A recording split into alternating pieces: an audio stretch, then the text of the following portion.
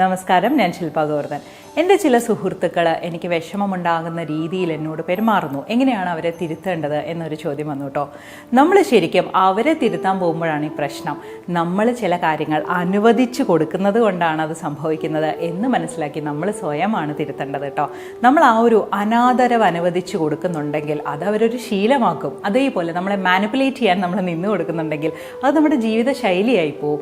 ഇനി അവർ നമ്മളോട് ചില കാര്യങ്ങളിൽ ഇങ്ങനെ ചെയ്യണമെന്ന വാശി പിടിച്ച് നിർബന്ധ ബുദ്ധിയോട് നിൽക്കുന്നുണ്ടെങ്കിൽ നമുക്ക് ആ നോ പറയാൻ അറിയാത്തതൊക്കെയാണ് ഈ പ്രയാസം വരുന്നത്. അപ്പോൾ നമ്മളുടെ അടുത്ത് അവർക്ക് എന്ത് ഡിസ്റെസ്പെക്റ്റും കാണിക്കാം, നമ്മളതെല്ലാം സഹിച്ചുകൊള്ളും എന്നൊരു തോന്നൽ വന്നു കഴിഞ്ഞാൽ പിന്നെ അവരെങ്ങനെയാണ് നമ്മളെ ബഹുമാനിക്കുക?